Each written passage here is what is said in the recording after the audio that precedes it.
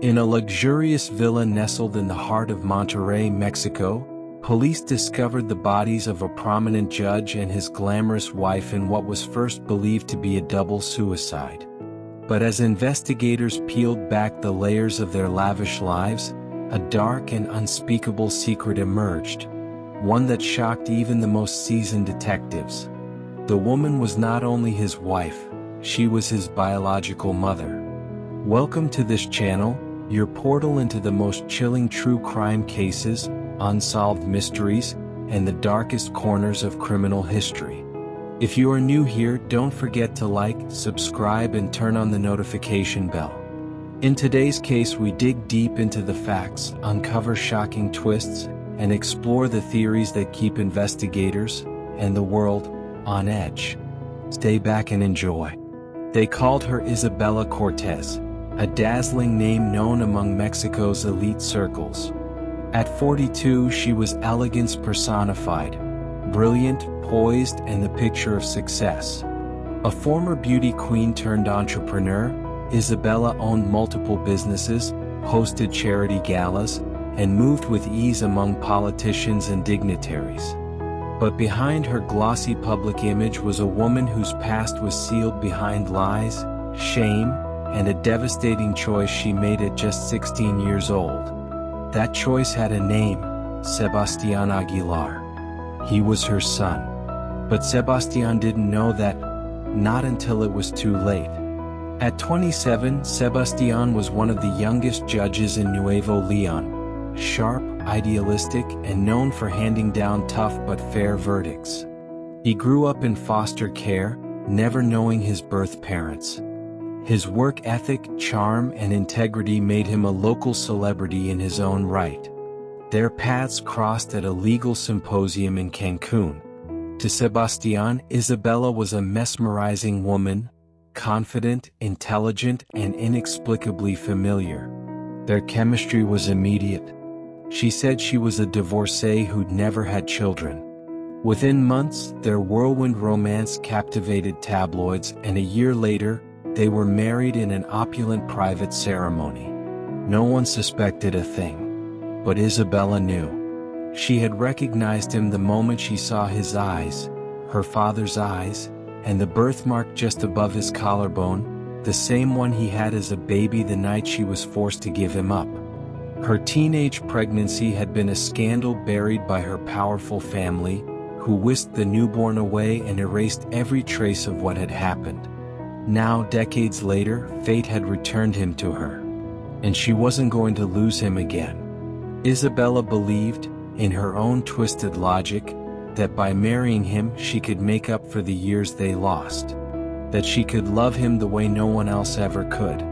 That what they had was destiny, not a crime. But she never told him. For almost 2 years, they lived a life of passionate intimacy and public adoration. Sebastián doted on her. He believed he had found the woman of his dreams. Until the day he found a torn letter, buried beneath old legal documents in her safe. The handwriting was shaky. The paper stained with tears. It was addressed to Mi hijo Sebastián. They made me give you away. I never stopped thinking about you. The day you stood before me, older, wiser, perfect, I knew God had brought you back. I know you may never forgive me, but I needed to love you in the only way I knew how. Confusion, then horror. Sebastián was consumed by disbelief. DNA tests confirmed the impossible. The woman he had made vows to, shared a bed with, built a future with, was his mother. He didn't confront her right away. For weeks, he spiraled into paranoia and disgust. He drank. He avoided court. He began following Isabella's movements, questioning everything she had ever told him. The final straw came when he discovered that Isabella had faked her divorce years earlier, that she was never free to marry anyone, let alone her son, that she had constructed an elaborate web of lies to keep him close. The betrayal was absolute. On a cool October morning, neighbors heard 2 sharp gunshots echo from their estate. Police arrived to find Isabella slumped on the couch, a single bullet through her heart. Sebastian was upstairs, lifeless, the same weapon in his hand. At first glance, it seemed like a lover's suicide. But something didn't sit right with Detective Camila Mendoza. Why was Isabella's phone missing? Why were the cameras in their house disabled days before the murder-suicide? And what about the anonymous letter delivered to the station days later, written in a different hand, claiming that Isabella had planned everything from the start? As Camila dug into Isabella's past, the truth unraveled like a nightmare. Isabella had a history of obsession, secret payments to black market investigators, and connections to underground adoption agencies. Records revealed she'd been tracking Sebastian for over a decade. She moved to Monterrey only after learning he had been appointed to the bench. Their first meeting wasn't fate, it was carefully orchestrated. Even more chilling, the letter found by Sebastian? It was never meant for him. It was an unsent confession Isabella had written years ago in a moment of guilt, and hidden away. The deeper Detective Mendoza looked, the more it became clear. This was not a tragic love story. It was manipulation, predation, and ultimately justice.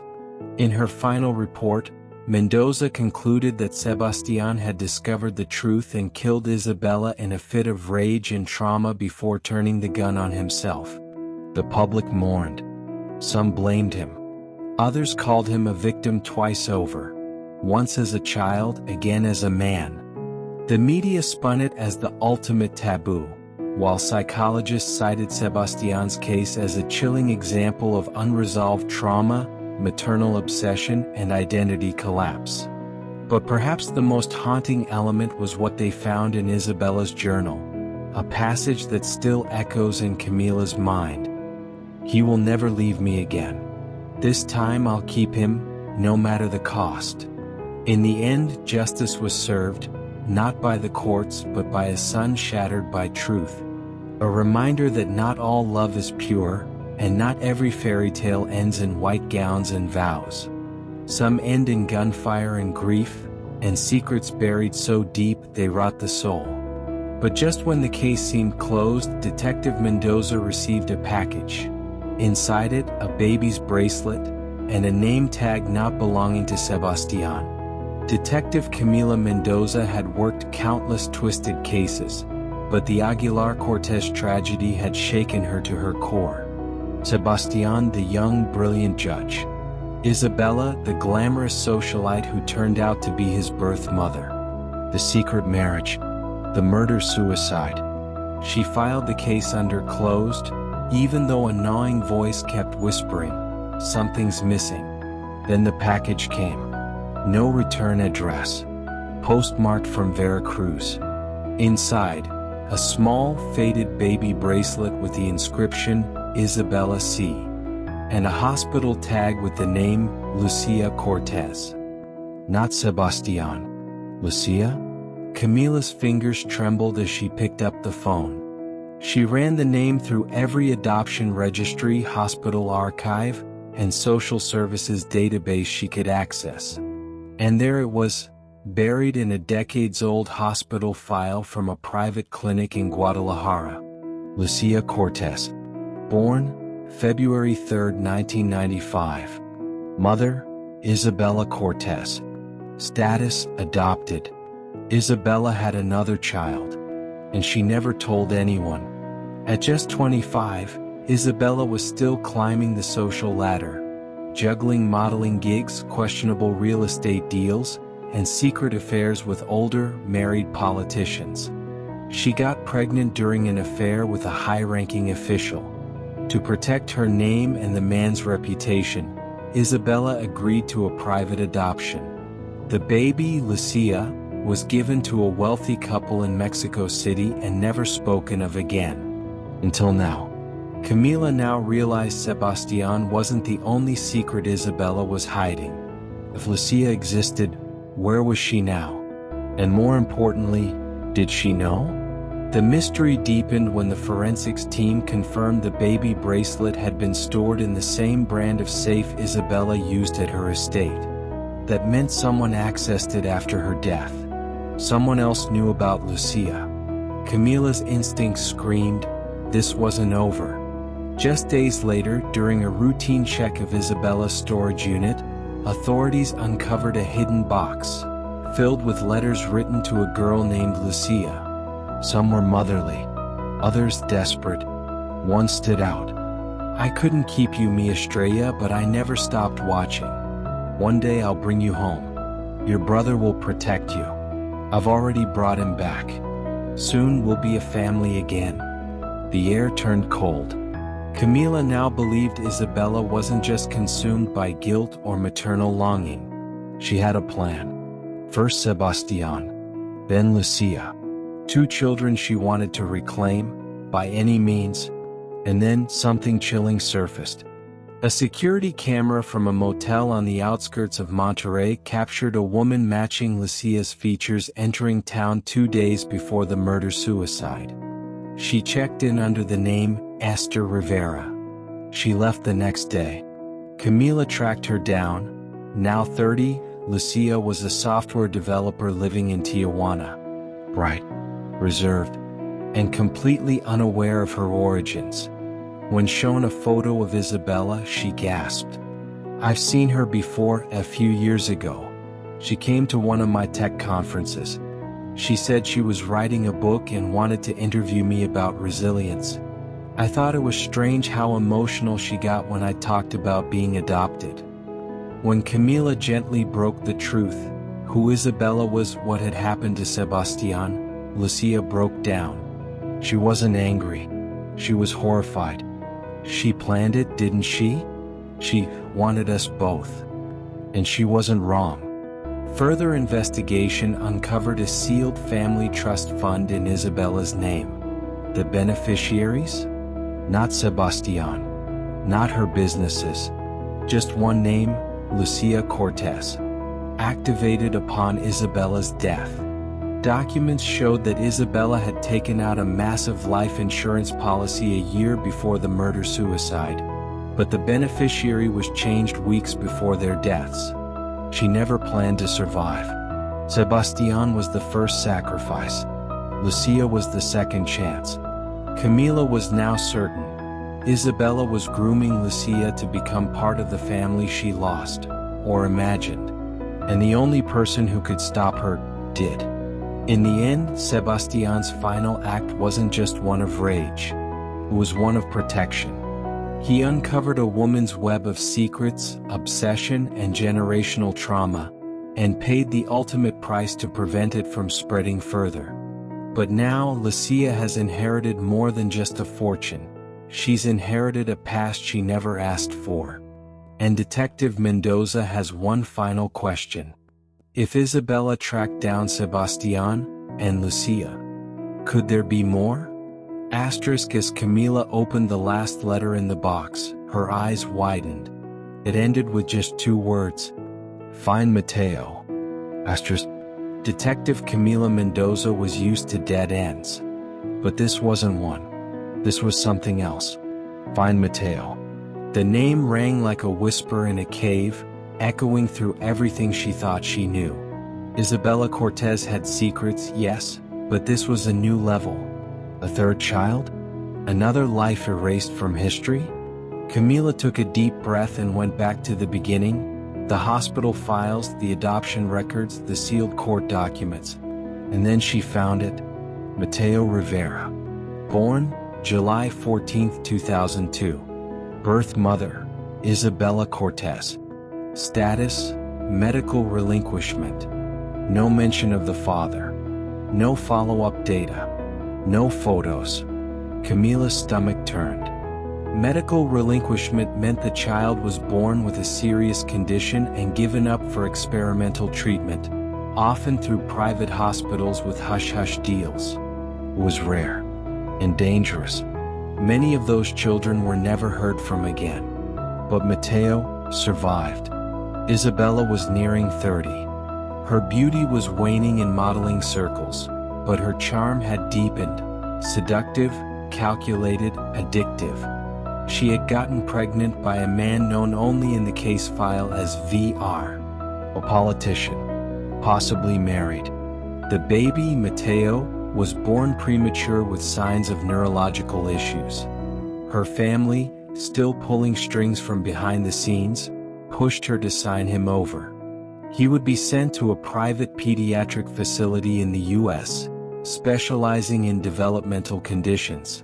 No records followed. Isabella never spoke his name again. Until now. Camila contacted the clinic listed on Matteo's file. They had closed down in 2008, suspected of unethical trials involving neuroenhancement therapy on children. No charges were ever filed. Records were burned in a mysterious fire.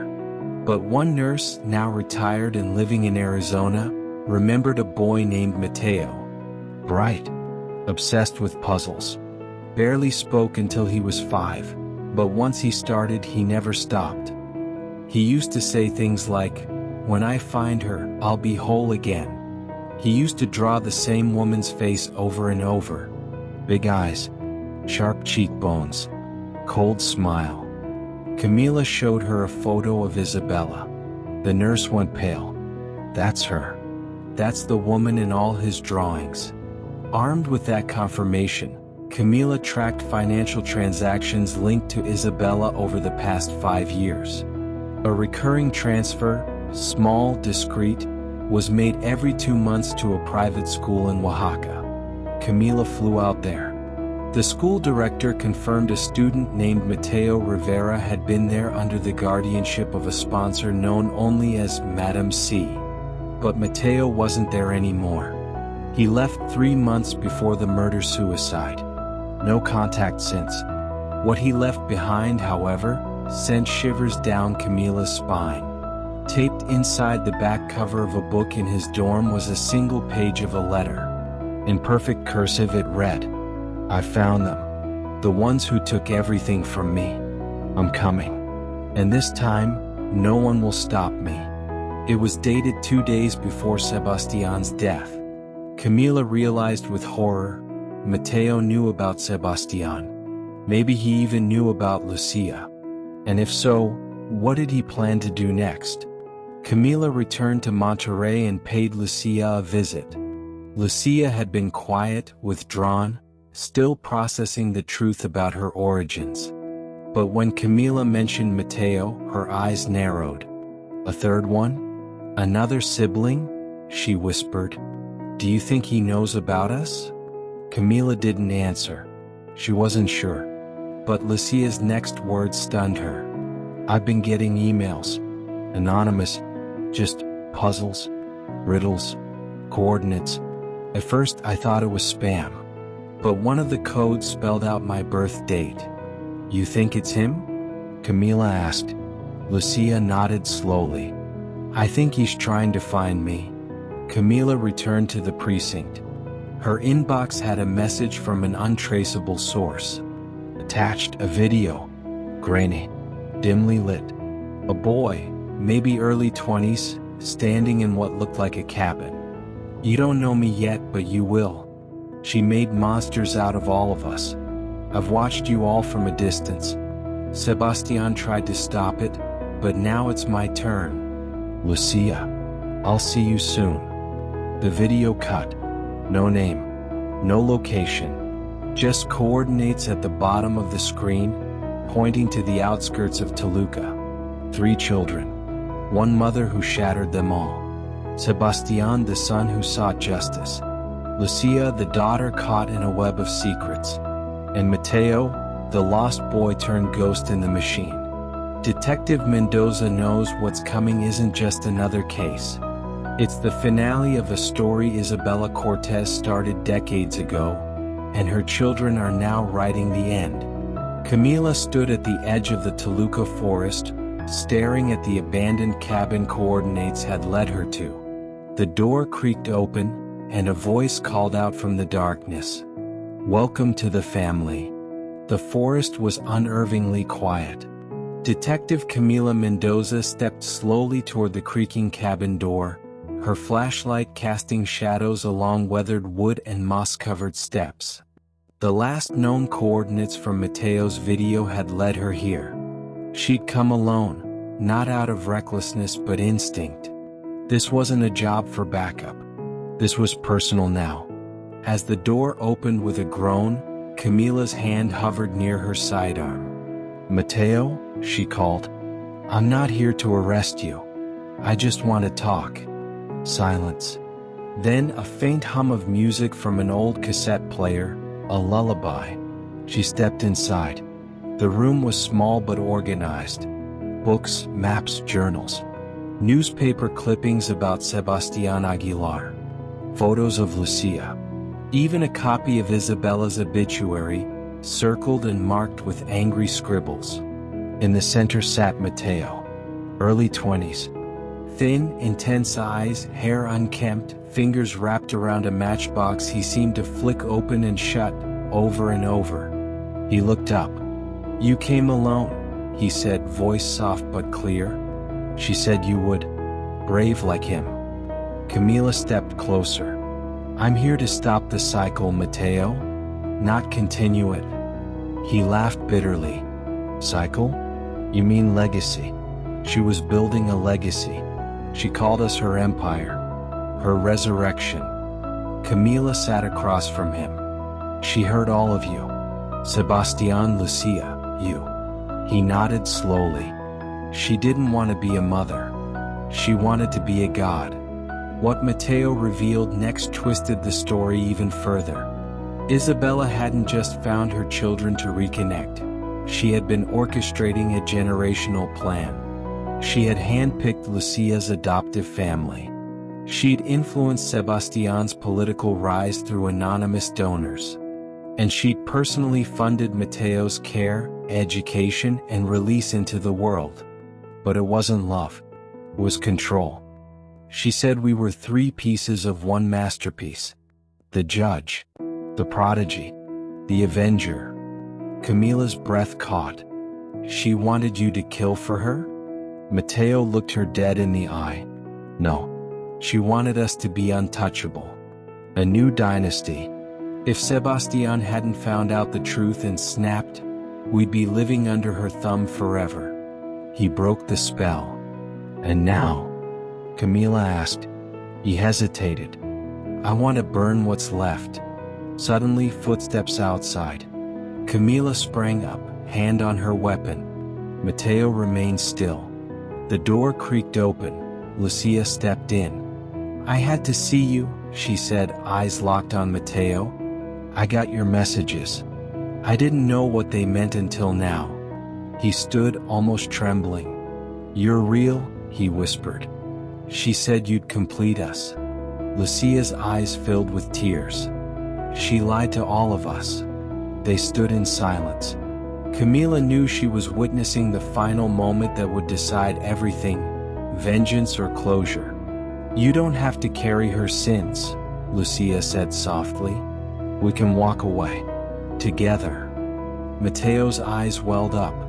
Then he stepped to the fireplace and dropped the matchbox into a pile of Isabella's journals. Flames erupted. "Let it die with her," he whispered. The fire consumed the papers, letters, plans, every last remnant of Isabella's obsession. Mateo turned himself in willingly. He was charged with cyber harassment, surveillance crimes, and trespassing. But his full cooperation, psychological trauma, and youth led the court to a rehabilitation sentence over prison. Lucia chose not to press any personal charges. She visited him every month. Some legacies are written in love. Others, in control, secrecy, and pain. But what we inherit isn't what defines us. What we choose to become, despite it, does. Sebastián Aguilar made a brutal choice to stop a nightmare. Lucia chose healing. Mateo chose redemption. And Isabella Cortez? She became a cautionary tale of what happens when love is poisoned by power.